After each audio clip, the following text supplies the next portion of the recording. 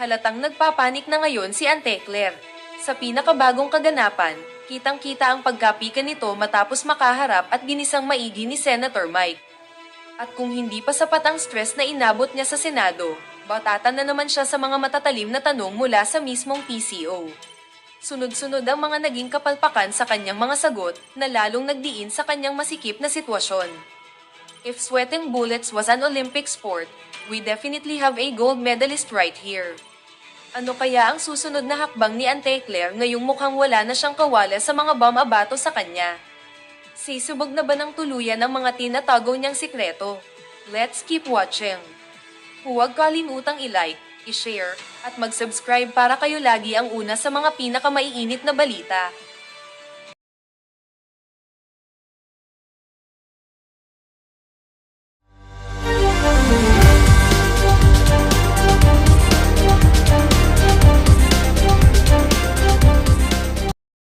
Motibo.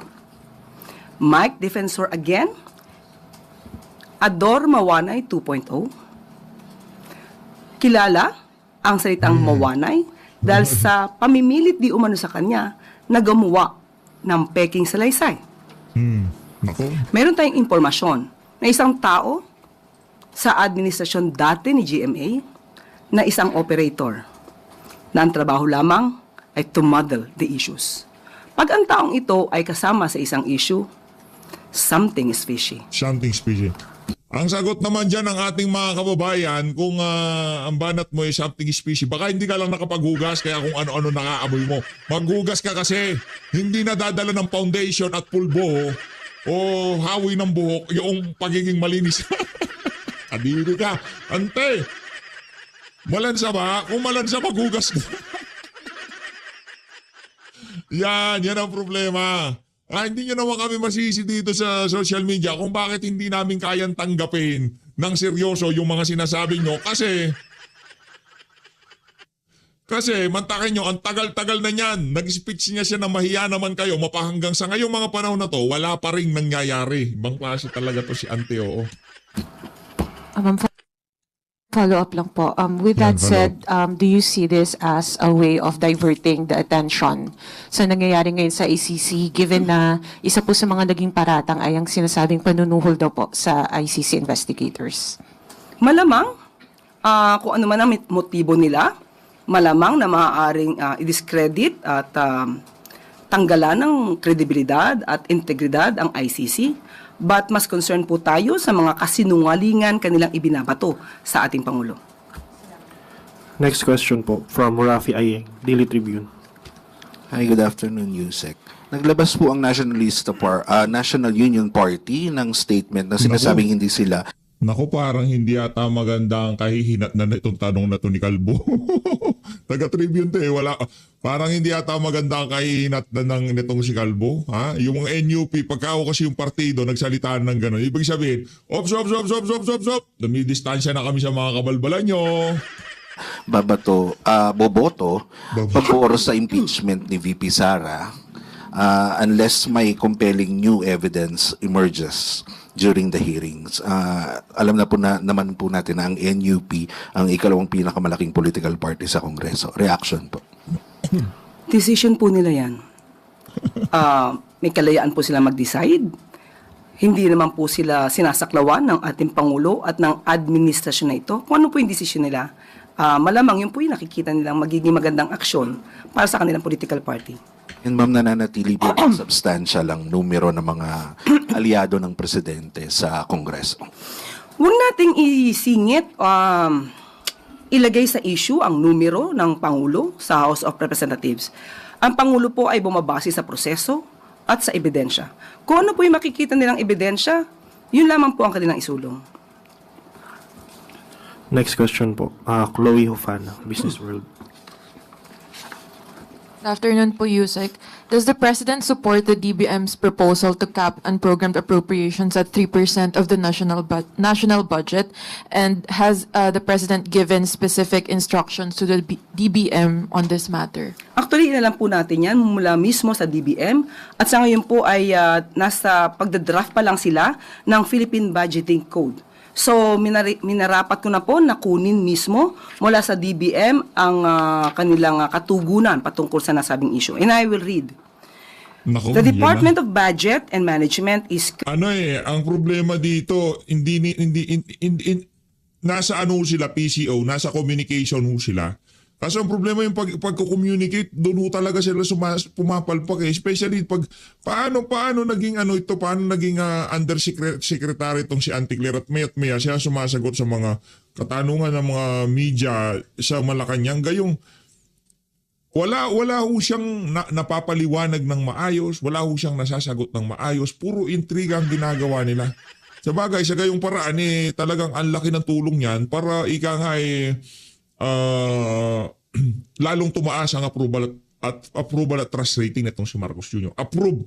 Sa approve sa atin si Auntie Claire, no? Yung pagtulong niya sa sambayan ng Pilipino na talagang tuloy-tuloy nang gumupo ang approval at trust rating nitong si Marcos Jr. Hindi lang ho kasi ngayong mga panahon na to, hindi lang ho approval at trust rating ni Marcos Jr. ang talagang nananamlay. Pati katawan ho ni Marcos Jr. talagang namamayat ho. Kahit saan ho natin anggulong tingnan. Iba ho kasi yung napicturan lang, naangguluhan lang. Iba yun eh. Iba naman yung talagang naglalakad ka, nakikita na para ka ng patpatin. Naku, malaki problema mo dyan, Brad. currently in the process of drafting the administration's proposed Philippine Budgeting Code, which is intended to institutionalize key fiscal reforms, including clearer parameters governing the level, scope, and conditions for the release of the unprogrammed appropriations. A central policy intention under the proposed reform is to ensure that unprogrammed appropriations are confined to a limited and clearly defined purpose, thereby preventing its use as a broad or discretionary funding mechanism and enforcing fiscal discipline. The draft measure will be submitted for review by the economic team, the executive secretary, and ultimately the president. As such, the matter remains under policy development and interagency consultation. As a matter of fiscal policy direction, the DBM's position is to adopt a more prudent and disciplined approach by setting the level of unprogrammed appropriations at a rate lower than 5% of the total national budget based on historical data and fiscal trends. The precise threshold, however, will remain subject to further deliberation and the President's approval in the context of the proposed budgeting code. Thank you. Yusek, follow-up lang. Nabanggit niyo po re-reviewin ng economic team. May timeline na po dito. Kapag po na ibigay na po itong draft at sa ating pagkakaalam, sinabi po ng DBM ay minamadali po nila ito. And yung rate lower than 5%, the President supports this. Yes. Thank you po. Susunod na tanong po, Maricel Halili, TV5. Good afternoon. Yusek, the ICC has granted the request of former President Rodrigo Duterte to skip the detention hearing on Friday. From the point of view of Palas, gaano po kaimportante yung presensya ng dating Pangulo sa mga pagdinig na gaya nito? Ang Pangulo po kasi at ang administrasyon na ito ay hindi po makikialam sa nasabing hearing. Kung ang nais po ng dating Pangulong Duterte ay hindi magpakita sa taong bayan, kanya pong desisyon yan. At kung ito naman po ay naresolba ng ICC, napayagan siya na huwag magpakita at hindi maging present sa kanyang sariling hearing, igagalang po natin yan. Kasi mapahanggang sa ngayong mga panahon na to, naninindigan pa rin itong si dating Pangulo Rodrigo Duterte. Walang jurisdiction sa kanyang katauhan. Itong mga puti, mga itong banyagang korte na to. At tayo, ganun din ho ang ating tayo dyan. Dahil yarin lamang nandun na siya, wala na siyang magagawa. Pero hindi ako mag-a-appear dyan. Kasi yung appearance parang ina-acknowledge mo na, sige, magpapasya ilalim ako sa inyong Kumbaga wala na lang siya si Tatay Digong. Nandiyan si Atty. Kaufman, didepensahan siya. Pero ang bottom line dito, hindi pa rin nagpapasya ilalim itong si dating Pangulong Rodrigo Duterte sa jurisdiksyon itong walang yung International Criminal Court na to. May kaugnay na tanong po si Ivy Reyes, bilyonaryo. I see. USEC, Malacanang has been actively calling for accountability and transparency, but until now, there's still no news if the government's eyeing a return to the Rome Statute.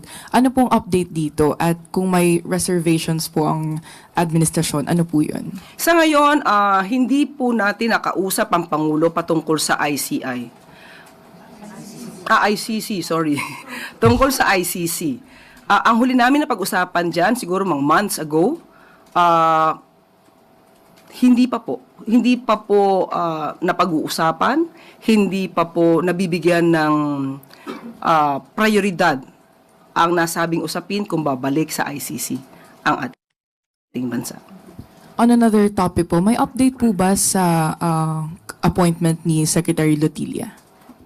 Sa ngayon po, mamaya bibigyan ko po kayo ng update at hindi pa po sa akin nabigay.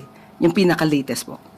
Pero just like last time po, ganun pa rin po yung information niyo? Yes, wala pa rin po tayong update sa ngayon. Most probably, later, I will give you an update. Follow-up po, ICC, si Chona Yu, DZRG. Yusek, quick follow-up lang doon. What are the factors that the President may consider of rejoining the ICC? I cannot give any categorical answer on that because he has not discussed anything about the rejoining the ICC. Maybe I will try to discuss this matter to the President this afternoon. Last question po, Ian Cruz, GMA. Hi, Yusek, good afternoon. Yusek, yung follow-up po lang natin tungkol dun sa nangyari sa NLEX na binabanggit nga ni Secretary John Vic Remulla na kailangan mahinto yung paggamit ng 4 lanes pag nagko-convoy si Governor Fernando. Ano po ang update ng LTO dun sa kanilang investigasyon? Nagsalita na po kasi rito ang si Sec Dave patungkol po dyan at ang alam po natin ay nag-iimbestiga po ang LTO.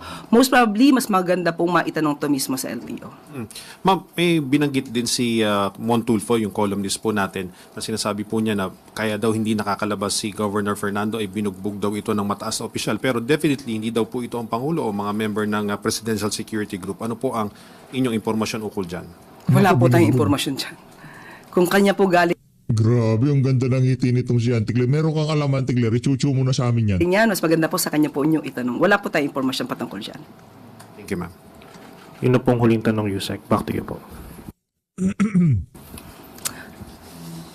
Maraming salamat. Inuuna kasi yung yung puro postura, puro forma. Yan ang problema ho natin dito sa bansa na to. Wala na ho silang ginawa kung hindi pumorma, di ba, pumustura. Wala naman ho silang nasasagot. Puro magagandang angulo ng camera, puro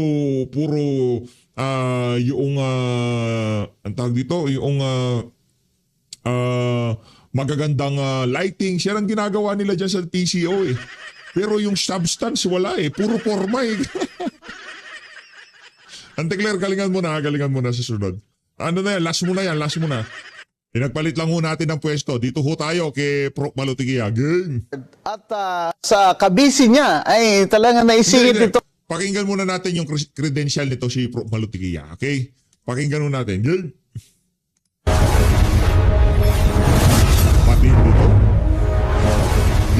Magandang hapon po. Attorney Guanzon po, ang inyong lingkod dito sa Usapang Matino. Andito po tayo ngayon. We are very honored at sa kabisi niya ay talagang naisingit ito ng aking kaibigan na si Professor Malutigia. Hindi na po siya iba sa atin. Lagi na po siyang na-interview dito at sa ibang network.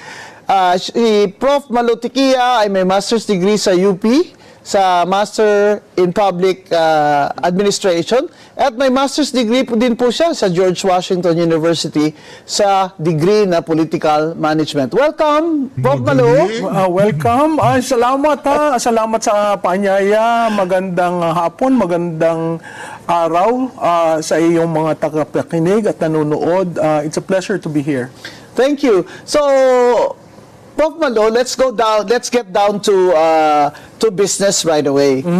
Itong declaration ni VP Sara na tatakbo siya as president, anong ibig sabihin nito? Well, yan ay nagpapahayag lamang ng kanyang intensyon para sa 2028. Dinadala rin niya yung usapan ng politika sa issue ng impeachment. So, from an arena where she is viewed as a defendant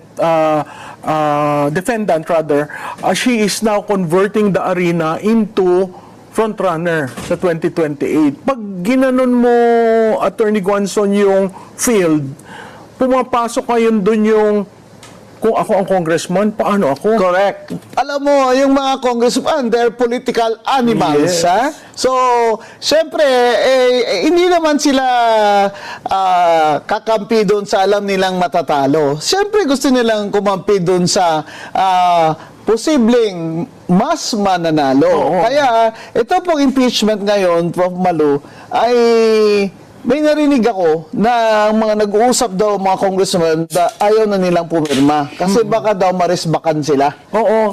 Sa eleksyon. Kasi presidential ito eh. Tama yan, Attorney Bing, no? Nakita naman natin na tinitingnan kung kakayanin yung 1/3 na direct sa Senado. Last Wednesday, refer sa committee.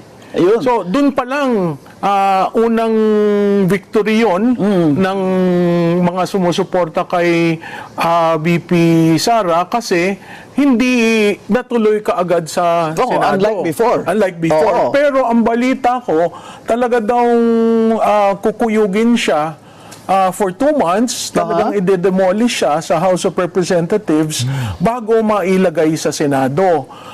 Pag nagtanong-tanong ka sa mga kaibigan natin doon, tahimik sila, ayaw magsalita. Pero, ang body language, parang nahihirapan magkaroon ng quorum. Alam naman natin yan, pag walang quorum, mahirap, no? Hide and seek. Oo, tapos kahapon may nagsabi sa akin na hindi na daw medyo pinapansin ang chairman ng Committee on Justice. Si Luistro. Ng mga members. So, hindi ko alam kung yan ay pangitain of the things to come. Kasi kung titingnan mo yung impeachment charges ng 1 to 3, almost the same eh. Yung 4th lang ang naiiba. At ang balita ko yan ay upon the instigation of Speaker Martin Romualdez. Paano pong pagkakaiba ng 4th complaint? Yung 4th, tungkol lahat sa bangko.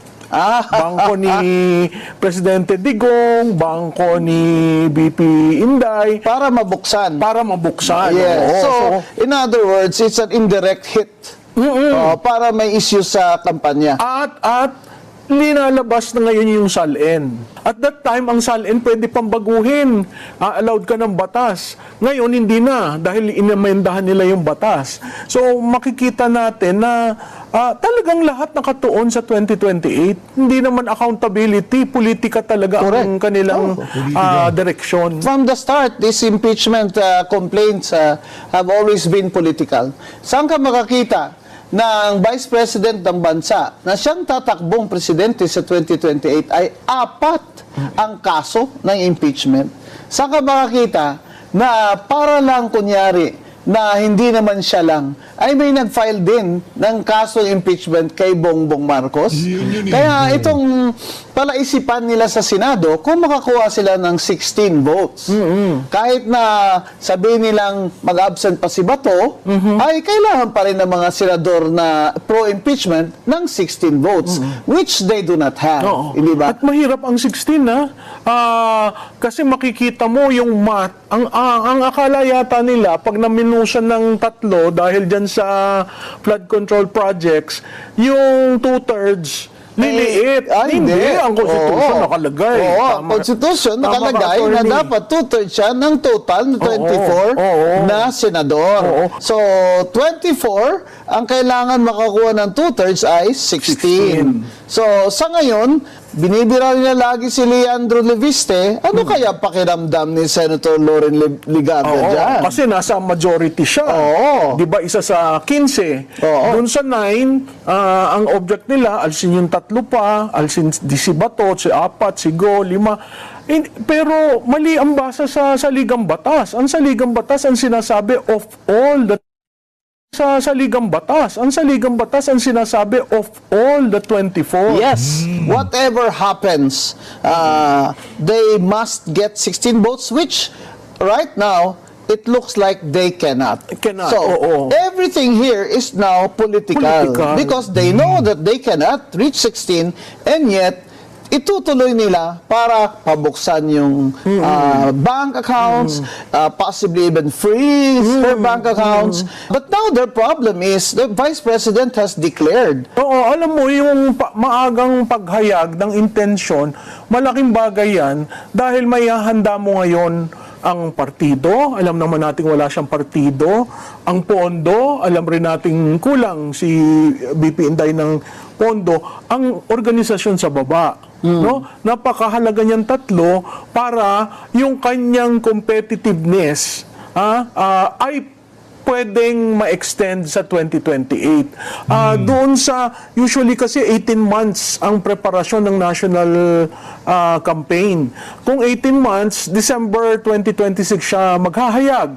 Ngayon, napaaga. So, merong 10 months na aayusin mo lahat ang mga problema sa organisasyon. In the meantime, she's subject to attacks. Yes, but alam mo yung subject to attacks, ang parating ang sinasabi ni... Ever since naman She's 2022 pa, 2023. Di ba tinapon na ang sink, tinapon na ang bahay, ano pa ba naman ang itatapon? So, ako, again, yung ginagawa dati ni Presidente Digong, sinabi na niya ang buhay niya, lahat ng pangit, lahat ng problema niya sa buhay. Pagdating ng eleksyon, wala ka nang ibabato. Ngayon, gano'n ang nangyayari. Pero, on the other hand, dun sa mga kalaban, mapipilitan ngayon si administrasyon na sandali lang, kailangan akong pumili ng kandidato ko. That's true. Una yan. And BBM's problem is he doesn't have a candidate yet. That's one. At pag nagkaroon ng kandidato, pag nag-anoint ka, hindi ba yun kiss of death? Kung ang numero mo ay ganyan. Ang pangalawa, pagdating mo naman dun sa so-called opposition, bakit ko sinasabing so-called opposition? Hindi mo sila naghahayag na anti-Marcos sila. Yan yung pink, yung dilaw, at saka makabayan. Di ba? Lahat sila tahimik pagdating kay BBM. So, sino lamang ang natatanging anti-Marcos bloc? Hindi ba si BP at lahat ng mga kaalyado niya? Correct. So, dun kung i-contrast mo ngayon yung opposition, dun pa lang talo na eh. Kasi sa usaping 1.5 trillion to 1.9 trillion, ano sinasabi nila? Tahimik sila. No, wala silang BBM resign. Samantalang dito, consistently, saan napunta ang pondo, sinong nagbulsa, dapat may pananagutan. Correct. Ito naman sa kabila, yun, medyo maghahanap ka lang talaga ng tao, wala naman silang nakikitang maitatapat, no? Talagang suicide yun sa kabila. Ang problema lang, attorney, alam mo naman ito, hawak nila COMELEC. Correct. At marami silang pera. Hawak nila mga congressman may makinarya. Di ba? Pero sa tingin ko naman, itong paghayag ni BP Inday ng intensyon niya, marami nang tumatawid. Yeah. Ang problema, hindi porket tumawid ka, ikay aakapin at tatanggapin ka agad. Kasi tinatanong, may allocable ka ba? Meron ka bang proyektong ghost? Meron ka bang proyektong substandard? May ayuda ka bang ghost? So maraming dadaanan yung tatawid. Kaya maganda na rin na napaagaan deklarasyon kasi talagang susuyurin mo yan. Pababayaan, wala naman siyang congressman, congresswomen, ilan lang ang senador niya, ilan sa local. 4 lang gobernador. Oo. So, kailangan mo talaga ng panahon kasi mahirap rin naman siyang tanggapin na lang lahat. Oo. Kasi babatikusin naman siya ng kanyang base. Ang difference, Attorney Guanzon, is si BP Inday may 30 to 35% ng total registered voters. Yun yung tinatawag na the enduring Duterte base. Right. But in the time of Digong, he also... Yung enduring tayo yun. Tayo dito sa PH Update. Yung tipong kahit na anong banat kay BP Sara, hindi tayo maliligawan. ika nga, done deal na sa atin ng 2028 presidential election. Si VP Sara na ang ating boboto. Kahit ano pang ilabas nila laban dito kay VP Sara, kahit ano pang paninira, ika nga nakaset na ang focus natin sa kanya na maging presidente sa 2028. Kayo yon, ikaw yon. Kaya naman kung isa ka sa mga